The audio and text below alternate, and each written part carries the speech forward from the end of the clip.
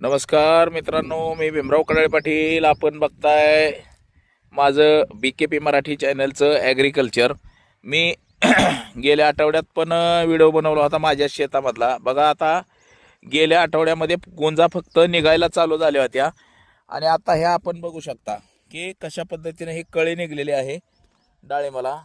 बघा, आणि त्याच्यावरती हे औषध मारलेलं आपल्याला दिसत असेल. हे बुरशीनाशक औषध आहे की या औषधामुळं जे गोंगान आहे, मावा असतो, तर हा जातो. तर ही कळी आपण बघू शकता, ही मादी कळी आहे. बघा, ही जी आहे ही मादी कळी आहे.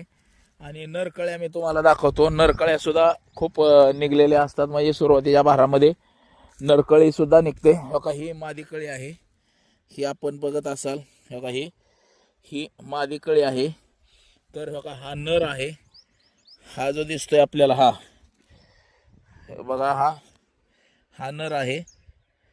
तर नरकळी सुद्धा मोठ्या प्रमाणामध्ये निघली आपल्याला दिसते. बघा, मादी कळी सुद्धा मोठ्या प्रमाणामध्ये आहे.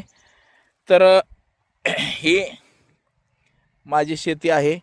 आपण पाहू शकता हे कशा पद्धतीचं आहे. बघा, ह्याला तगारा सुद्धा वाढलेला आहे. आता हा तगारा जो आहे, हा तगारा आपण काढत नाही. हा तगारा काढायचा नाही मित्रांनो. डाळिंबीला जे तगारे वाढतात, हे तगारे अजिबात काढायचे नाही. जर आपण काढला तर मात्र पुन्हा जास्त तगारा येतो.